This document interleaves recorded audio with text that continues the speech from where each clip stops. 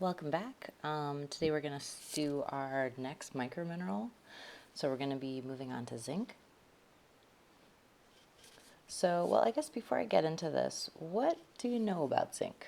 Or why do people take zinc? Or where have you heard of zinc before? So, in general, most people know that it's kind of associated with like cold treatment and immunity and stuff like that. So, we'll definitely be talking about that. But that's the main thing that people know about it. So the human body contains kind of smaller amounts of zinc, just 1.5 or 2.5 grams, and it is found all over the body. So it's really ubiquitous, super widely distributed all over in a bunch of different types of tissues and cells. It's found in, just in general, it can be found in a lot of different valence states, but in the body, it's pretty much always just found as the 2 plus state, so that divalent ion form. And food sources, this one's pretty straightforward before I kind of get into the details of this. It's mainly found in really high concentrations in meats and seafood. There's kind of smaller amounts in like enriched grains and dairy and nuts. But one place that you probably won't find much is in like fruits and vegetables. So mainly in, yeah, enriched grains, meats, and seafoods are probably our major sources. If you just want to write down the RDAs for zinc, it's 8 milligrams per day for women and 11 for men. So 8 and 11 for women and then men. And then, so if you look at this, when we talk about zinc in seafood, oysters, so 6 oysters have about 10 times the amount of zinc you would need in just 6 oysters. So, and that's because they are, they're kind of those bottom dweller kind of fish, or I don't know, you call them crustaceans, I guess. And so they're constantly filtering water, and then they're filtering like, I guess, sand and all the stuff at the bottom. And then so that's how they tend to get a lot of minerals. So you'll notice that there's also really high amounts of copper in oysters, but we'll talk about that in the next lecture. And then with meat sources, so like beef and crab and stuff like that, pretty much just one typical 3-ounce serving will get you almost your full daily serving of zinc. Enriched grains, usually from what I've seen, have about 50% of what you need. And that's because, technically there's supposed to be a lot of zinc just naturally found in grains, but we've been kind of like overusing our soils in the US a lot. So zinc has been like really depleted over the years, over the past like 30, 40 years. And we'll talk about that a bit more in the deficiency slides. But that's one of the major reasons that they're doing a lot of zinc enrichment in grains. It does differ between food sources, like the absorption rates. So from plant products, you're going to get less than you would from animal products. So about 10 to 30% of zinc is absorbed from plant products. And that lower absorption efficiency is mainly just due to the whole oxalate phytate problem, where, yeah, zinc kind of binds to these irreversibly. There hasn't been anything to show that you can kind of use heat treatments and stuff with zinc and phytates and oxalates to liberate the zinc. So that's why, yeah, basically when those are present, they really kind of sharply decrease the amount of zinc available for our bodies to absorb. In animal products, you don't have the phytates and oxalates, so that's why we have higher absorption efficiency from kind of like meats and seafoods and stuff. And then in terms of cooking in zinc, I just want to point out, we haven't really had these slides in a lot of the minerals lectures because for the most part, they're not affected by it. But zinc, I do want to point out, if you're kind of like grilling meats or like any kind of barbecue, pressure cooking, frying, grilling, which tends to bring the cooking temperature above 200 degrees Celsius.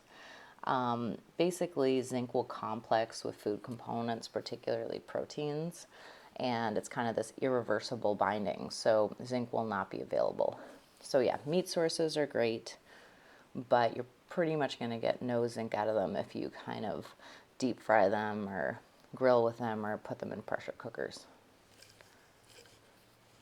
And then, kind of just mentioned this before, but food processing. So first of all, we don't have a lot of zinc in our soils in the US right now.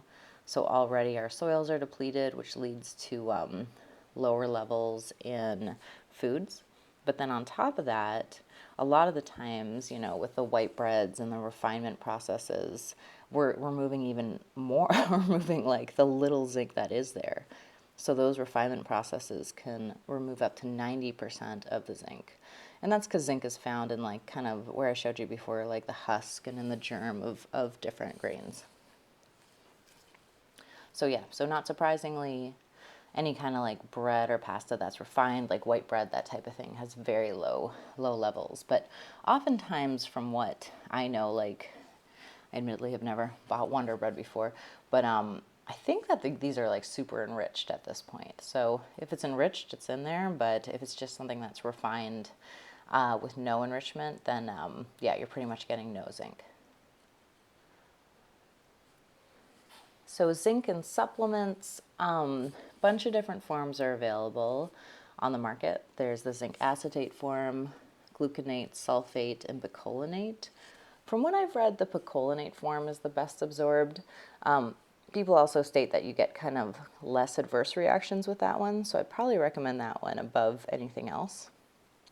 And then just to also say, zinc is pretty harsh on the stomach. It's kind of like what we were talking about with iron.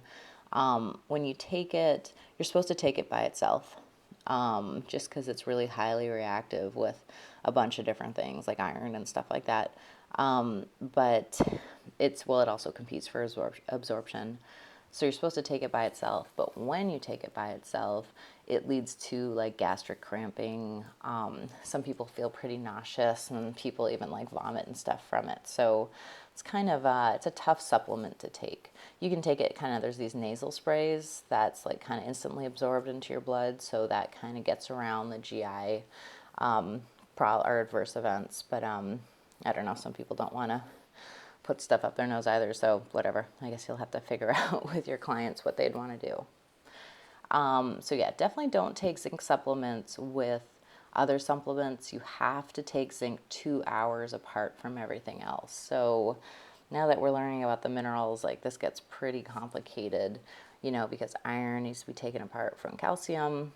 And then with zinc, you'd have to even spread that out, which is super difficult. But honestly, I think if you have somebody that's severely malnourished with all these different mineral deficiencies, you'd probably just give them IVs in the hospital to kind of boost their levels that way. So I don't think you're going to have to be playing around with these like super complicated, like taking 4 different minerals in a day, 2 hours apart.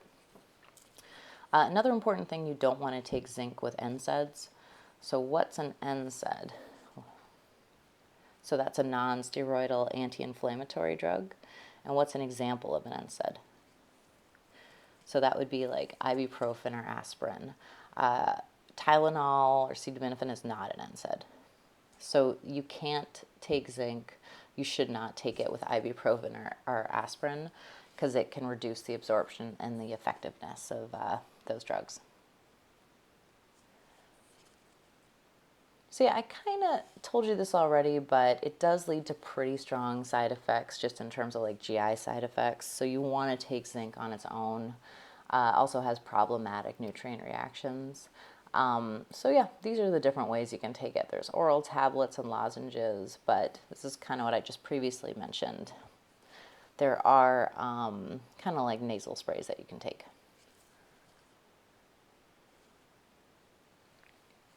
We also end up recycling a lot of zinc. So zinc, as we'll learn in the function slides, is a key component of carboxypeptidase. So remember, what does carboxypeptidase do? Well, it's right in the word, actually. It's pep, so it's protein. A's kind of helps break that down. So it's something that helps break down proteins. And so zinc is in these enzymes. Those enzymes are released into the GI from the pancreas and from biliary secretions. And then they basically get used in the intestines to help break down proteins. But then once it's done its job, the body will actually break those down in the gut lumen, release zinc, and then the zinc just gets reabsorbed by the intestines. So it kind of does its job, helps break down proteins, and then it's released from those carboxypeptidases, and then it's basically just reabsorbed. So then the body can use it again for that or whatever else it wants to. When you eat zinc in foods, it's usually complex to a protein, so peptides. And then in order to release the zinc, you would need proteases and HCl in your stomach and small intestine to basically just cut the zinc off the protein. And then when it's cut off, just to remind you that the kind of valent state of zinc in the body is always the 2+ form. So once it's cut from the protein, it kind of immediately is released as that 2+ form. And it's also been shown that antacids, so if you're taking like lots of Tums or anything like that, those increase stomach pH, obviously.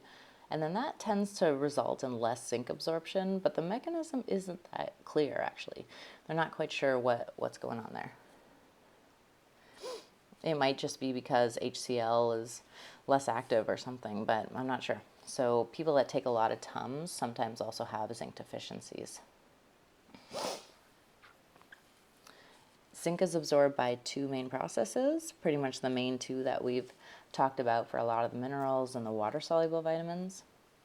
So remember, energy-dependent process with low to medium intakes, and then passive diffusion with the higher intakes of zinc. So just looking at some of the kind of transporters and stuff we use to bring zinc into the body. So the very first one, zinc is absorbed into the enterocyte by zip carriers. Particularly the zip4 carrier is present on the brush border, and then that is the energy dependent process. So when we have kind of low to moderate intakes of zinc, we use these zip4 carriers to bring zinc into the body. And that's energy dependent because the zip4s do need ATP to do that reaction or to bring the zinc in. And then anywhere from about 10 to 60% of zinc is absorbed. It really varies a lot. It tends to kind of decrease with age because people make less of these transporters. And then within the enterocyte, zinc binds to something pretty much immediately called CRIP. So that stands for cysteine-rich intestinal protein. Just have that written out right there. So yeah, enters with zip4,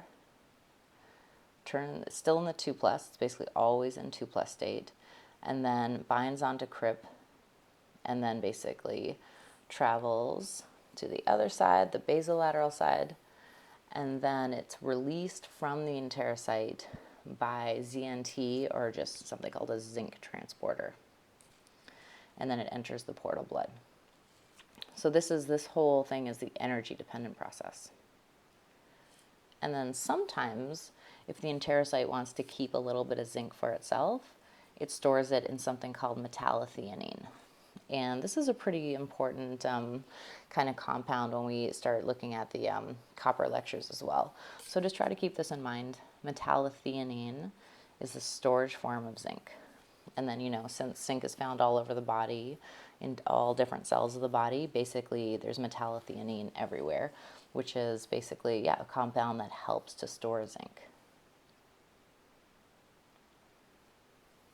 And then in terms of the other process, so when you have higher intakes of zinc, you would absorb those just by that passive diffusion process that we've talked about a bunch before. So they're not sure if there's any type of receptor there, but they think it's just probably just straight up passive diffusion.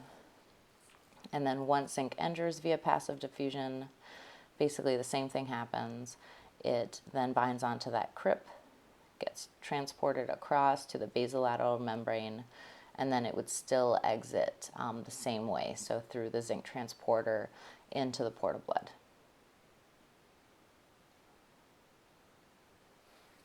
So looking at some of the inhibitors and enhancers of absorption, polyphenols in tea, kind of like what we saw with coffee and stuff like that before, those can decrease zinc absorption. From what I read, it's about 60% or so.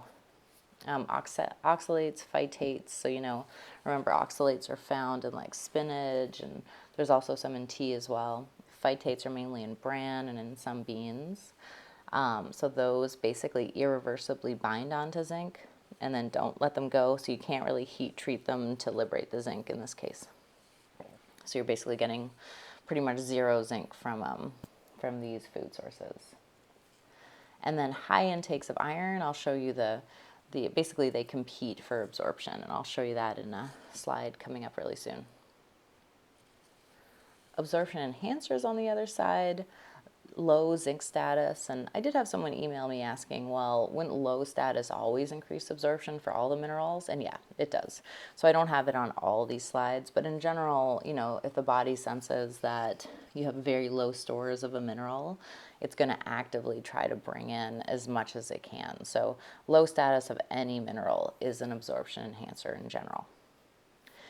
Citric acid, so where do we get citric acid from? Citrus. So yeah, like lemons and that type of stuff, lemon juice and that type of thing. That's been shown to help increase absorption. And then basically higher protein intake as well. So they're not quite sure why, but in general, that tends to increase absorption as well. So just looking a little bit more into how zinc interacts with phytates and oxalates. So specifically, remember phytates are those big phosphorus compounds. So basically that's what they look like. This is what an oxalate looks like. I'm not sure if we saw the chemical form of that, but definitely more simple than a phytate. And so what zinc does is it binds on to these oxygens, both in the phytate and in the oxalate. And it binds on pretty kind of rigidly, so it's on there. And then basically this large complex, and this occurs in the food. So just naturally in like these plant products in general, bran and, spinach and that type of thing, in the food it's present like this. And then when it enters the gut lumen, the body can't like cut this off, basically. So then this huge compound, there's just no way for the intestine to absorb this whole thing. So it just gets excreted. And that's what leads to kind of poor zinc absorption with plant products and stuff like that. So looking at some of the nutrient interactions, the reason that you should not take zinc supplements at the same time as iron, well, you shouldn't take iron at the same time as anything really, because it competes with a bunch of things. But iron will actually use those zip transporters because it itself, sometimes it's in that 2+ state. So basically, it can actually use that zip4 carrier that I mentioned before. And kind of, sometimes it's even been shown that it might even have higher affinity sometimes. So it kind of blocks out zinc and then just uses the transporter. So zinc won't have access to that and then just eventually gets excreted. And then iron will also not only compete with zinc at the brush border level, but then even on the basolateral side, it will basically compete for those. Remember, those are the ZNT, the zinc transporters on that side too. So again, in the 2+ state, they kind of compete for each other's transporters on brush border and basolateral side. So yeah, always take iron and zinc by itself if you have to take both of them or just one of them. And then after leaving the enterocyte, zinc is transported to the liver, bound to albumin. Excuse me. So remember, it basically enters the portal blood. Portal blood means that it's going to the liver. So bound to albumin. And then after that, from the liver, it's taken to all the different tissues around the body. Remember, it's stored in cells all around the body. And then to get into the tissues, it uses zip carriers. So the one that, just to remind you again, the one that helped to get into the enterocyte was a zip4 carrier. And then into tissues, they just call them zip carriers. I think there's a bunch of different types, but so it's not the zip4. It's not the same one that went into the enterocyte, but it's kind of from the same family of carriers. So the zip carriers help, basically help zinc get into things like enterocyte and tissue cells. And then just to remind you, it's the ZNT or the zinc transporters that help it get out of cells. And then also just to talk a little bit more about zinc storage. So again, it's found in metallothionein, and this is what metallothionein looks like. So it's basically like this big compound primarily made out of sulfur, but then it also kind of traps, or well, it doesn't trap, it just stores the zinc in basically in that compound. And remember, we have zinc all over our bodies, so we have metallothionein in pretty much most of our cells to store zinc. And then when zinc stores are low, this is where we get it from. You're basically degrading this compound to liberate some of the zincs out of there so other parts of the body can use them.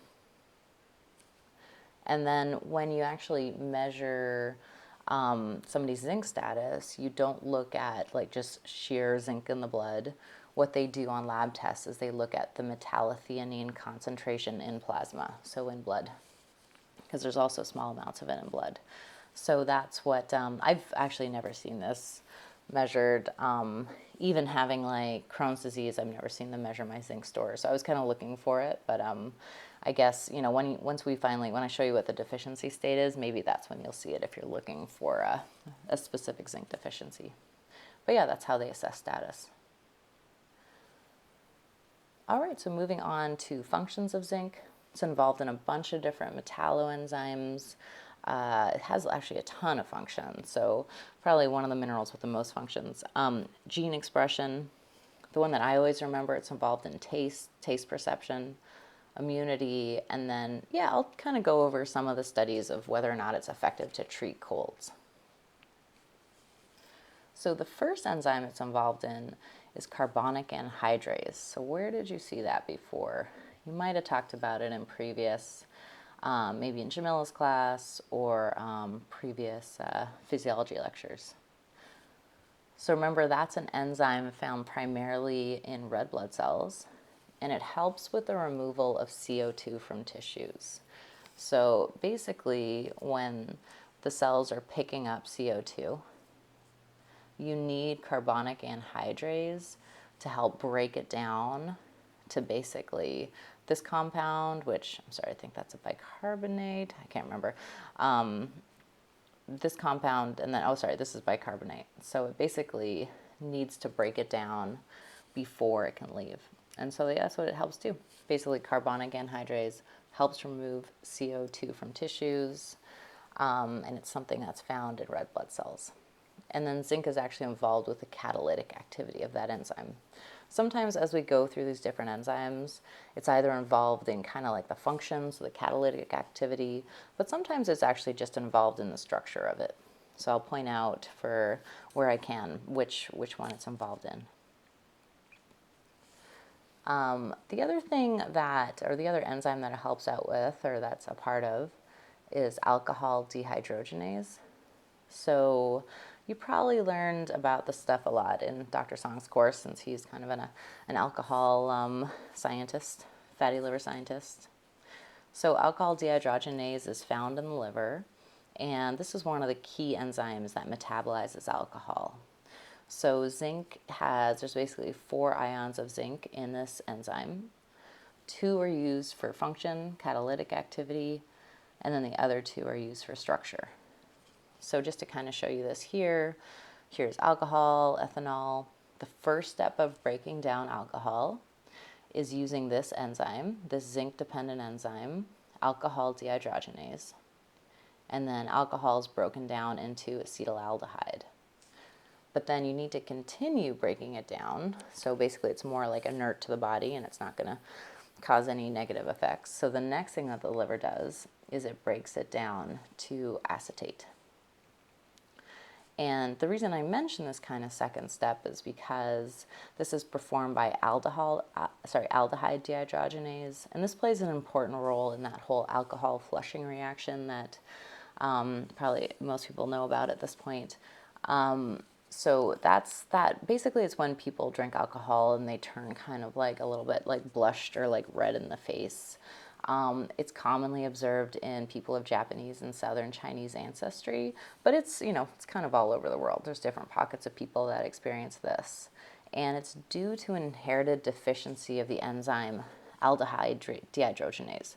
So basically these people are not making that much of this. I think they're still making some, but they're not making a ton of it, or not enough to kind of keep this process clipping along at like a normal pace, basically.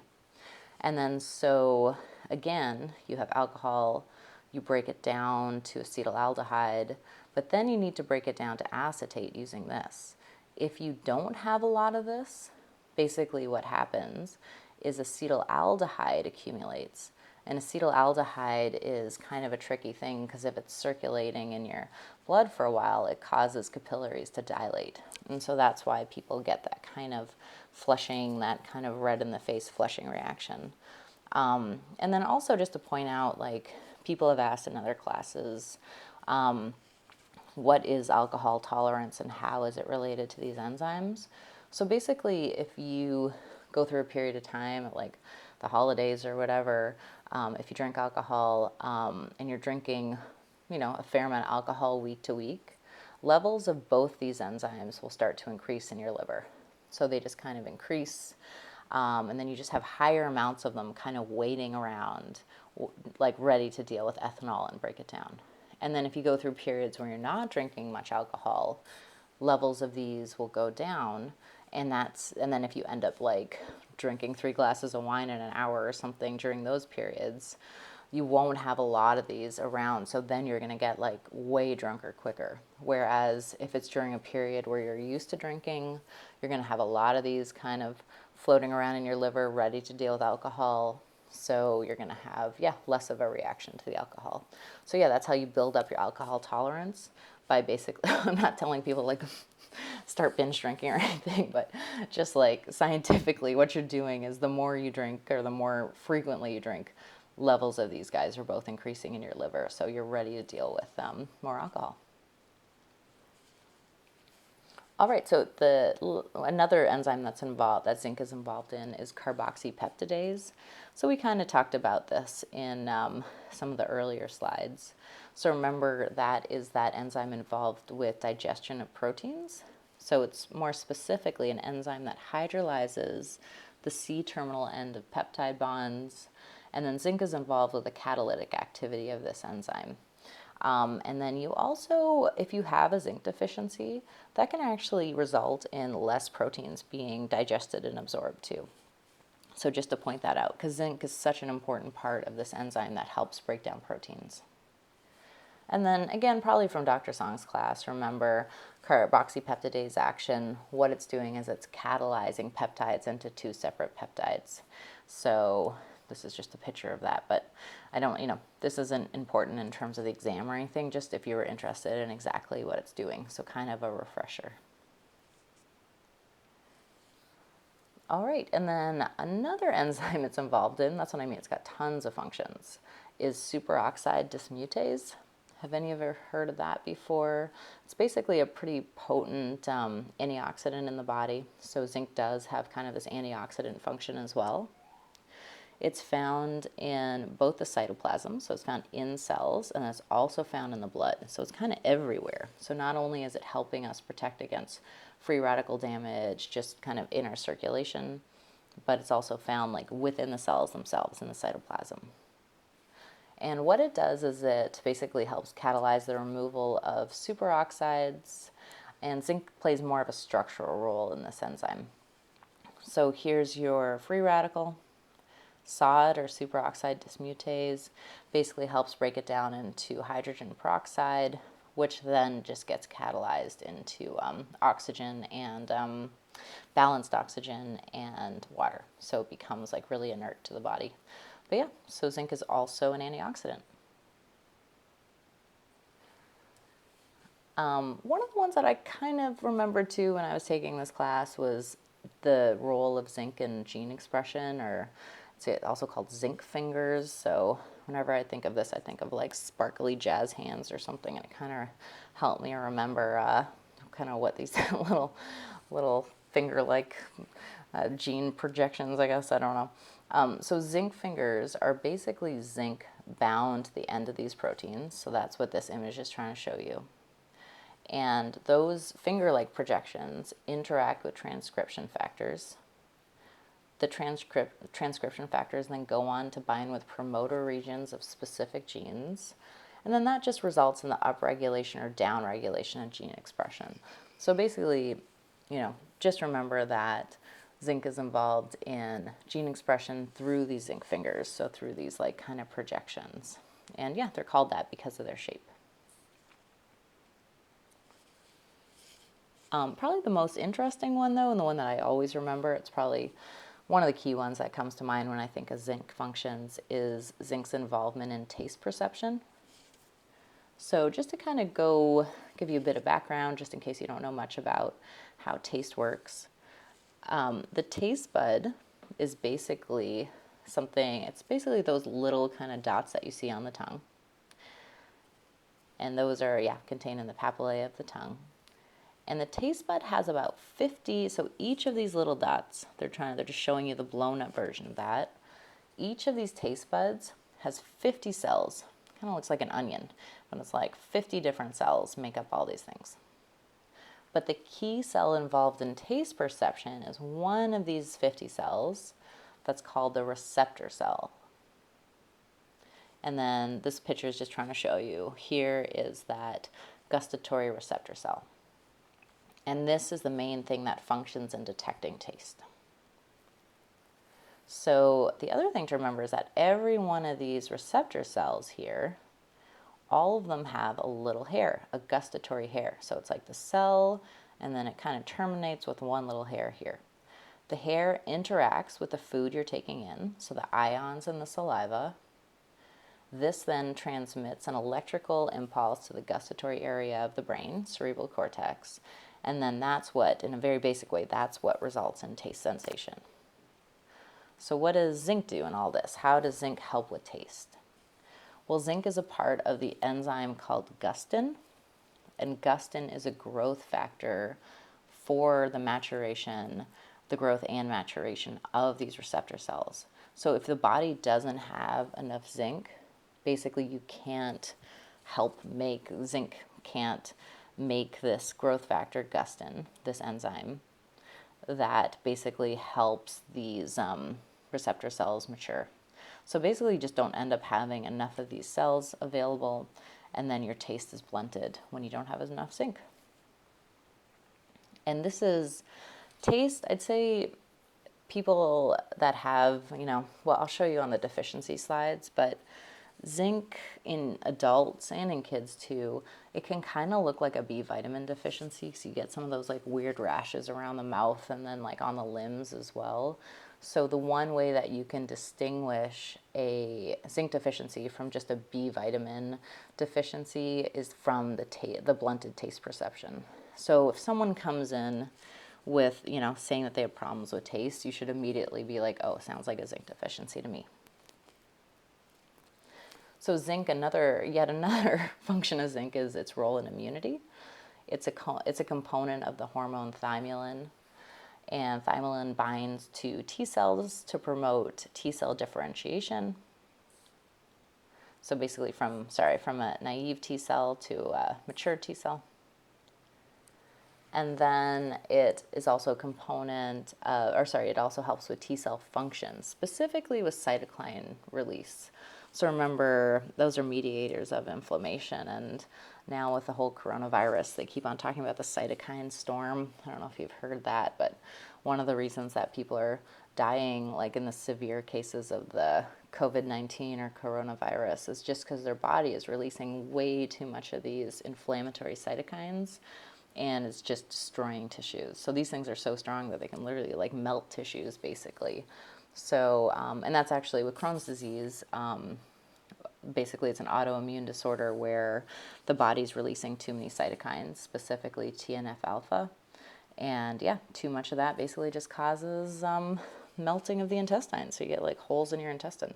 So then with Crohn's disease, they actually just block TNF alpha. It's like a medication that literally just like latches on and blocks the cytokine from working. So the cytokines are still released, but then they just can't do their job because there's like a blocker on them, basically.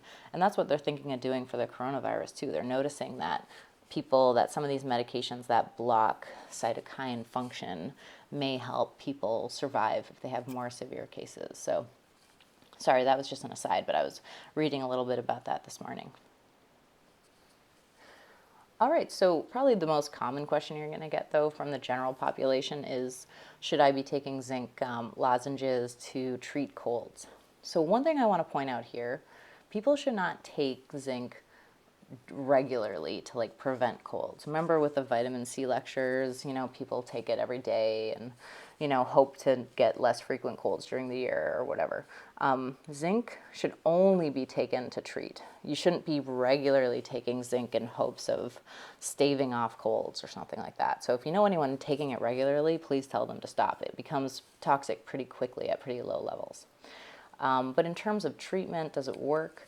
I found 10 clinical trials that had like kind of okay sample sizes, basically large age range, so 20 to 85 years old. And people started taking the lozenges within 24 hours of getting the cold. So again, not prevention. Right when they felt the cold coming on, that's when they started taking them. And then usually those bags of lozenges say take it every 2 to 3 hours. And from what I've seen, just looking at like what they had in Target and Walgreens, most of the lozenges are 13 milligrams each. And then so what I saw was in the literature was it's kind of a mixed story. 5 of these studies actually showed a reduced cold duration. So instead of the cold lasting 8 days, it only lasted 4 days. But then the other 5 showed no effect. And this was all these studies were compared to placebo. So I don't know. It's kind of questionable. I guess you can try it once, but if it doesn't work. So just kind of more on that line of thinking.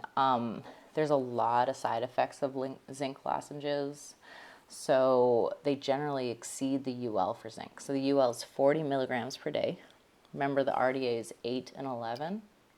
So yeah, and what was it, 13 milligrams? So they ask you to take, oh yeah, you're definitely going to go over that. If you're taking it every like 2 hours or something, you could take like, 10 times that, or yeah, who knows, it depends how many of those people want to take that. So yeah, greatly exceeds the UL. And then what happens, the main thing again with zinc, is that it leads to GI distress and nausea. So people again get abdominal cramping, nausea, vomiting with it. It can also lead to copper deficiency. That's one of the main toxicities of zinc. And I'll show you the exact mechanism of that in the copper slides in the next lecture. But yeah, so in general, I don't know. You know me, I'm not super into like supplementing anyway, but I say, you know what, if you want to try it one time at the onset of a cold and see if it cuts the time in half, sure, go ahead. As long as you're like healthy otherwise. But in general, if you don't, my main recommendation and what they tend to say in the literature is that if you don't see a benefit after like 6 to 8 days of taking these, then just definitely stop taking it. Obviously, it hasn't reduced your cold duration because most colds just last for a total of 10 days, 8 to 10 days. So I don't know. Sure, you can try it once, but if it didn't work once for you, it's probably unlikely that it's going to work again. And then, yeah, if it does work for you, then take it occasionally, but just be mindful that the UL is 40 milligrams per day. And yeah, it can make you feel pretty sick, basically. So excretion, again, doesn't follow the kind of typical pattern of like mainly urine and a little bit of feces that we saw before. So we actually lose a lot of zinc through kind of different forms. So one from the GI tract. So remember, carboxypeptidase is secreted out there. The body tries to recycle the carboxypeptidase after it acts, so basically after it helps break down those proteins. But then sometimes we don't recoup all that zinc. So it's broken down and then we end up excreting it. So we do lose zinc every day through basically not recouping broken down carboxypeptidase zinc. We also lose a little bit through just sloughed off cells. Remember, zinc is in all cells of the body, so it's also in our skin, so we're losing it a little bit there. And then we do lose a little in the urine. But just to say the main way that we really lose it is through kind of breaking down those carboxypeptidase enzymes and not basically being able to absorb it all back in. So again, the RDA is 8 milligrams per day for females, 11 milligrams per day for males, And then in general, the kind of crazy thing about zinc is that it only appeared in the DRIs, or whatever it was called before, I guess the RDAs, for the first time in the 70s. So it's like they didn't realize, like this all just shows you how new nutrition is. Like basically, so yeah, it was like 40, 50 years ago that they realized that we even needed zinc. So definitely not that long ago. And then, yeah, this is just the general amount that's been shown to maintain a good balance between zinc absorption and loss. So this amount in the body, this dietary intake leads to a certain amount of storage in the body that basically helps zinc do all those functions we talked about. Zinc deficiency is pretty prevalent worldwide. It affects 1/3 of the world's population. And then, yeah, it's kind of, if you look, medium deficiency is found in the US, widespread deficiency is found all over the world. So even in Australia, parts of like Asia, so like China, yeah, all over Africa, South America, that type of thing. So it's pretty major deficiency disorder that's very prevalent. And one of the main reasons that we have zinc deficiency problems is basically because we overuse our soil. So 50% of cereal cultivated soils in the US are zinc deficient.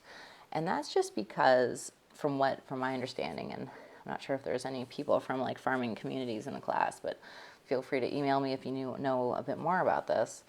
Basically, when we're making, using these crops or these pieces of land for different grain crops, we're supposed to rotate them. So I think it's like you're supposed to grow whatever corn on this and then let the soil rest for a couple of years so it can naturally rebuild levels of all these different minerals. But because we're trying to yield so much food per year for the US, we're just constantly using this land year after year. We're not giving it time to rest in between. So that's why a lot of our soils are deficient. And then that's why we end up kind of enriching a lot of grains with zinc, kind of on the production side of it. Once we got the grain, we kind of just add the zinc back because it wasn't present in the soil when we were growing it. So looking at actual deficiency symptoms, in children, this is what I was talking about where it kind of looks like water-soluble vitamin deficiency. So you get this dermatitis. You see this on children and in adults too, that kind of rash around the mouth. You can also get this kind of scaly skin, so both in children and in adults. And then hair loss is another thing that happens in kids and adults, so in the more extreme cases of zinc deficiency. It's definitely a lot more detrimental in kids because it results in all the like delayed growth and sexual maturation, impaired immune function, and that type of thing.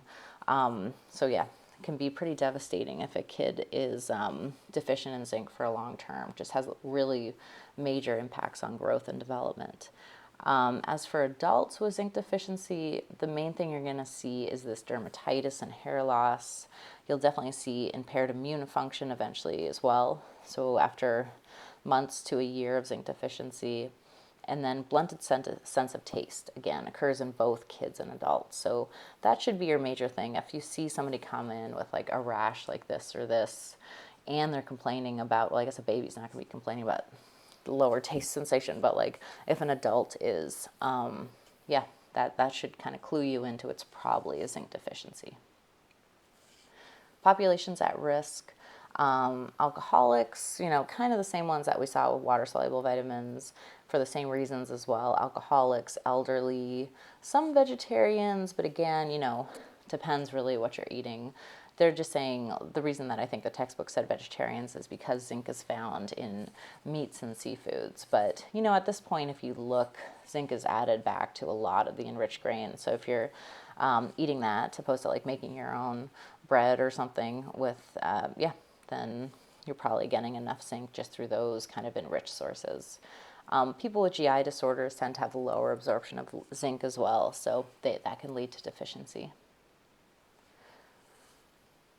And then there's one other, this is more of a specified, this is a genetic disorder of zinc deficiency. It's called acrodermatitis enteropathica. And so it's an autosomal recessive metabolic disorder. And really what it is the body can't synthesize those zip transporters. So where did we see those zip transporters before? So remember, the zip transporters were what helped zinc get into the enterocyte, and then they also help zinc get into tissues. So basically, it's harder to get zinc mainly into the body, and then sometimes it's also harder to get it into tissues. So the main characteristics of this are dermatitis and hair loss.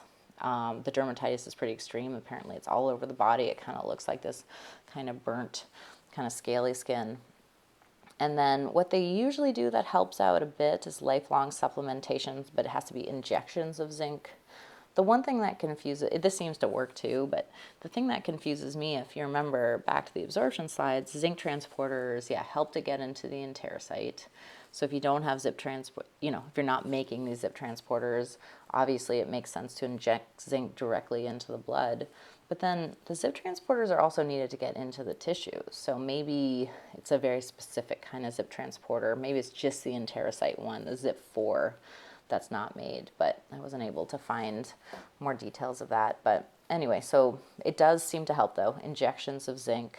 And then if you're not treated, obviously with any other nutrient deficiency, people will die within a couple of years. So toxicity TUL is set at 40 milligrams per day. So yeah, roughly about 4 times the amount, 4 or 5 times the amount we need, just compared to the RDA.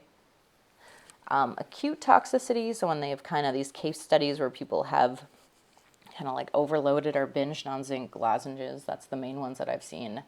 The main thing that happens is the nausea and vomiting, abdominal cramps that you would see even with lower intakes. But when people take in too much, the main thing they see is bloody diarrhea. So that's the acute toxicity. Chronic toxicity, people that are, I guess, kind of obsessed with zinc for some reason, or just taking those cold lozenges. So if you're taking it for like a month and a half or so, that will lead to copper deficiency. So not only, you might be getting all those abdominal GI kind of distress problems, but the main toxicity effect of zinc is that it causes copper to be trapped in its storage form. And we'll talk about this in the next lecture a lot. And then so since the copper, it basically causes copper to become trapped.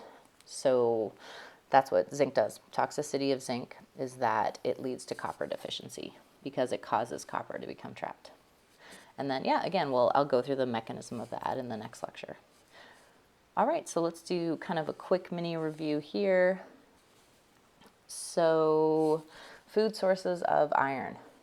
What are the 2 types of iron from foods? So there's heme iron from animal and then non-heme from plant sources. Which one is better absorbed? The heme one. Function of iron, what's the main one? Probably hemoglobin is probably the one that most people remember. It's also in myoglobin, cytochromes, oxygenase enzymes. Deficiency of iron, what is that called? Probably knew that before taking the class. Iron deficiency anemia. And then what are the different stages of that? Because remember, that takes a while to become kind of fully developed. So there's 3 stages of iron deficiency. What's the first one called? Iron depletion. And then what's the second one called? Iron deficient erythropoiesis. And then it's only the last one that's called iron deficiency anemia. And toxicity, that one's hemochromatosis, which is that kind of, kind of occurs more in males. It's kind of a genetic problem. But toxicity, remember, iron is super toxic. So that's why they don't put it in multivitamins, because they don't want kids accidentally eating them thinking that they're candies and stuff like that. So basically iron, if you take in really high amounts, it gets really quickly distributed to all organs of the body and then causes organ failure. So super toxic mineral. All right, so food sources of zinc now. Where did we see it? So that one is meats and seafoods, and particularly oysters are really high, have high amounts of it. Functions of zinc, I think there was probably like 10 of them or something. There were so many. So enzymes, what else comes to mind? Taste, immunity, stuff like that. Deficiency of zinc. What happens if you don't have enough? And some of those are related. So these are some that you can remember because they are related back to functions. So key ones would be decreased immunity, decreased taste perception. And then what happens if you take in too many zinc lozenges? If somebody is really gung-ho on taking in like a whole bunch of stuff. Basically, it leads to copper deficiency. So that's the main thing that happens there. So, oh yeah, sorry. And then beside zinc deficiency, you're also seeing that dermatitis. So dermatitis and blunted taste perception should be your main kind of clinical cues that someone has a zinc deficiency. All right, great. So I hope you guys have a wonderful rest of your day. Here it's, what day is it? I think it's the 2nd. It's a beautiful sunny day finally, so that's great. Anyway, yeah, email me if you have any questions and have a good one.